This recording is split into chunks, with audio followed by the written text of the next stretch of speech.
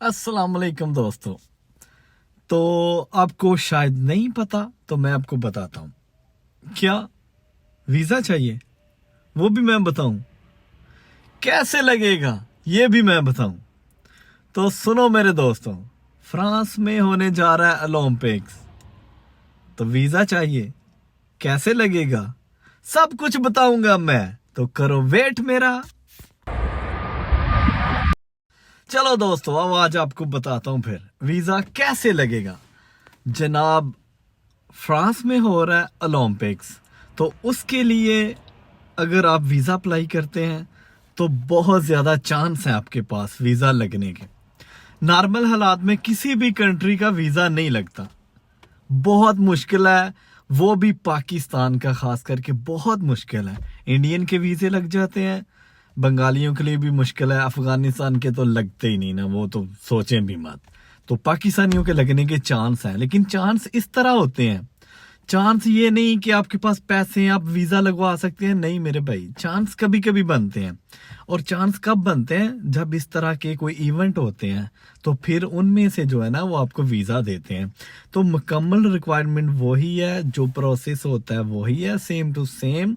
इसमें जो इजी काम है, इजी ज़्यादा चांस जो मैं आपको गारंटी दे रहा हूँ, आपको कह रहा हूँ, वो ये है कि जब आपका इंटरव्यू होगा आपको पूछेंगे आप क्यों जाना चाह रहे हैं फ्रांस, तो मेरी जान आप बता सकते हैं उनको कि उधर ओलंपिक्स हो रहा है और टिकटें वगैरह आपने सब कुछ पहले ही बाय कर लेना है।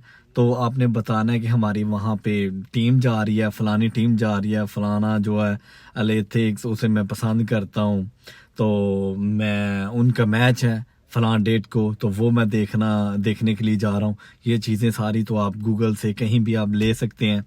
तो एथलीट्स जो है कि जिसको भी आप पसंद करते हैं, किसी का भी आप बोल सकते हैं कि मैं उसका मैच देखने के लिए मैं उसको पसंद करता हूँ, मेरा रियल हीरो है, मैं उसे फॉलो करता हूँ, तो मैं उसका मैच देखने के लिए। तो मेरी जान, इस बुनियाद पे आपके फ्रांस के वीज़े के चांस हैं। हालांकि आपको पता है फ्रांस का वीज़ा नामुमकिन, बहुत मुश्किल है, नामुमकिन नहीं है, बहुत मुश्किल है। लग जाता है, लेकिन ये नहीं कि लगता नहीं, लग जाता है। लेकिन मेरी जान, ये इस टाइम जो है ना बहुत बड़ा आपके पास एक ऑप्शन है कि ओलंपिक्स के जो है ना वीज़े बहुत इजीली मिल जाते हैं। आपको पता है पहले भी इधर जो है ना क्रोएशिया में लड़के आए थे, लेकिन वहाँ से ही ना वो भाग गए। वो लड़के आए थे, टीम के थे, पता नहीं कौन सी टीम थी। अभी यूनान में भी ऐसे ही हुआ है, थोड़े दिन पहले जो है ना यूनानी टीम थी, तो उसमें पाकिस्तानी 3 प्लेयर थे जो गायब हो गए हैं। वो कनाडा गई थी खेलने, तो वहां वो गायब हो गए। तो ये जो अली पांच होने वाला काम है ना, ये ना किया करें, सही है, ये सही बात नहीं, ये गलत है। तो मेरे दोस्तों, ये एक बहुत बड़ा ऑप्शन है आपके पास, तो इसको यूज़ करने का। नॉर्मल हालात में वीज़े नहीं लगते हैं, जब कोई इस तरह का प्रोग्राम होता है इसके बाद यूरोप में आने की एक और बड़ा चांस है, वो मैं आपको बताऊंगा मई में। वो एक बहुत बड़ा मौका है हम लोगों के पास, अगर वो भी आप इस्तेमाल करेंगे मैं आपको बताऊंगा पूरी डिटेल में, ठीक है?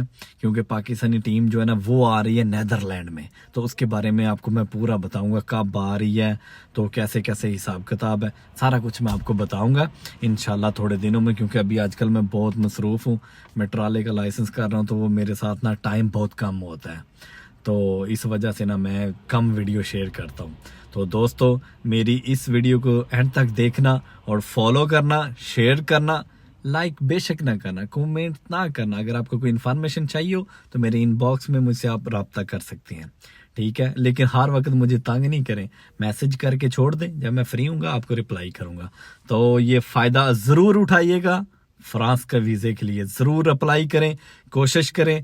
कोशिश करने से ही काम होता है, जो बंदा कोशिश नहीं करता ना वो कुछ भी नहीं कर सकता। अल्लाह ने हर काम जो है ना अपने हाथ में रखा है, इंसान के हाथ में सिर्फ कोशिश रखी है।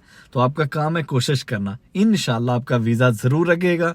दुआओं में याद रखिएगा।